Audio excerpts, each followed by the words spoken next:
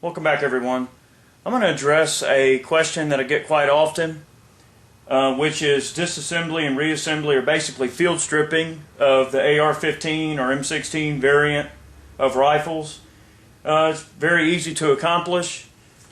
All you want to do, drop the magazine. This right here is your charging handle.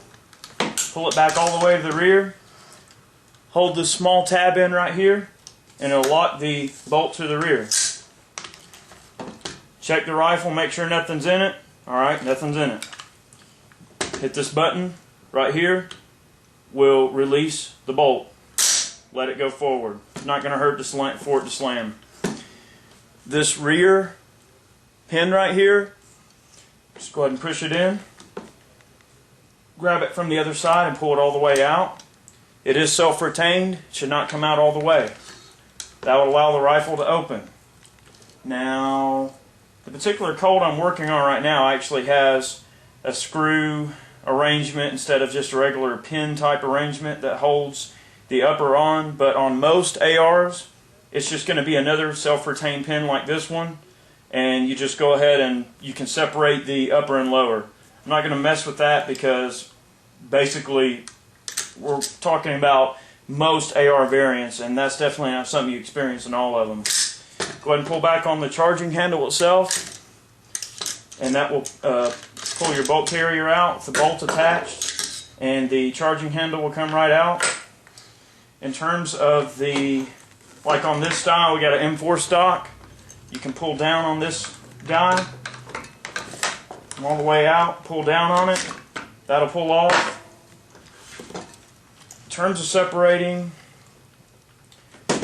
the buffer and recoil spring, push down on this little tab in here. All that comes right out. That's as far as you really want to field strip the rifle itself. Then we got down to the bolt components here. We'll go ahead and get that apart. The bolt itself is pretty dang easy to take apart. You got this little cotter pin that holds the firing pin in. You can probably see right there in the film. Just grab your fingernail, just get up under that little cotter pin, pull it right out. It's real small, don't lose it. Take the bolt, tap it on the counter, firing pin comes right out. There's this little cam pin right here that holds the actual bolt face on. Rotate it to where it's parallel long ways with the carrier itself, and just go ahead and pull that little guy right out. The bolt itself will pull right out of the carrier. Notate the position of the extractor, because when this bolt goes back in, the extractor needs to face the right side of the weapon if it's a right-hand eject.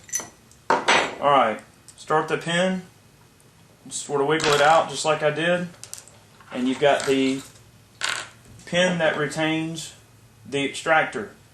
The extractor's got a small plunger with a spring arrangement that gives it its pressure. Just leave it alone, make sure it's clean.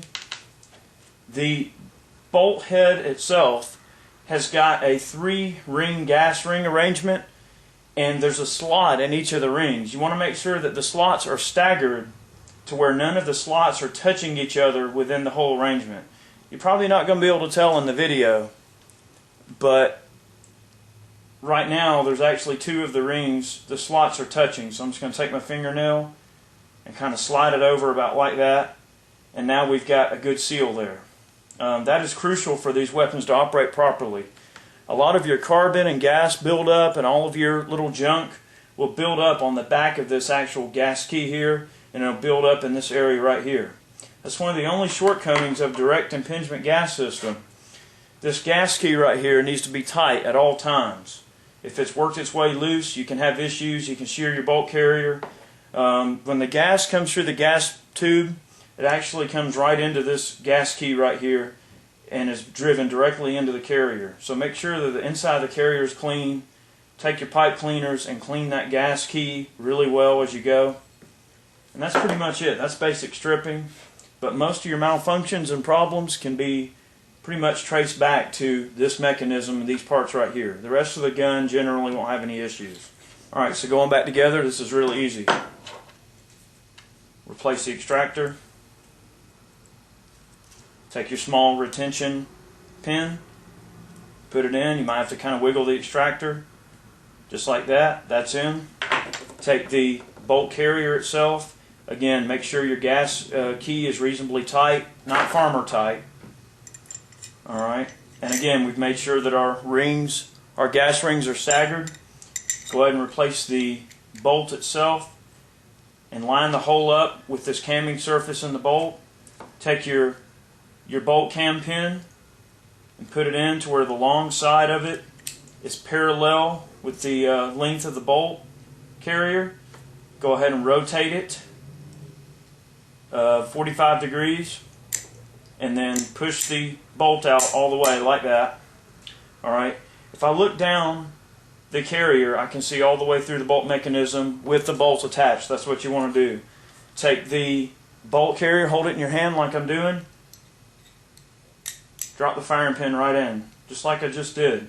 Take your thumb, make sure it's seated all the way forward, and replace your cotter pin back in its home right there. You may have to wiggle it, play with it. Sometimes they're worn out, but it should just pop right in.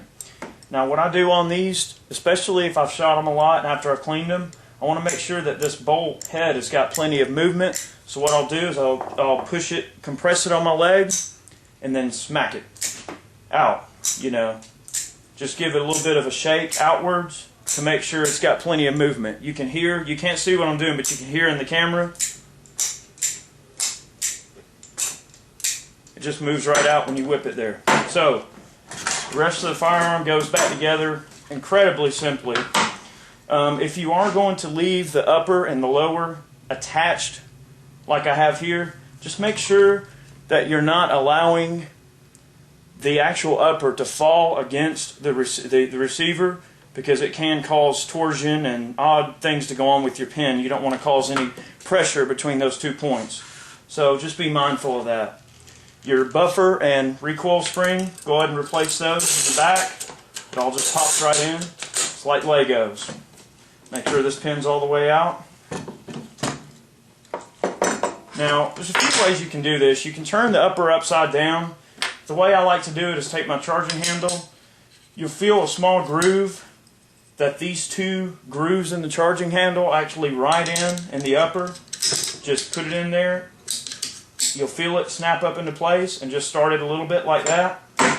Take your bolt, lay it up in there like that, and replace it. That's pretty much it. Close the action, replace the action pin, which is self-retained, so it's not going to go anywhere. And to put the stock back on, just place it on there, pull this out.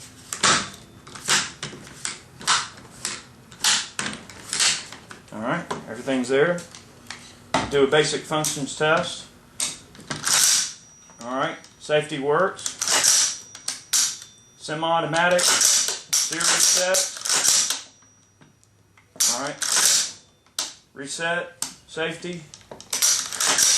Everything looks good there. Check out our magazine catch. Everything looks there. Our grip is tight. Handguards look good. We don't have any real issues. That's pretty much all there is to it. These are really simple guns to take care of, and hopefully you gleaned a little knowledge from this video.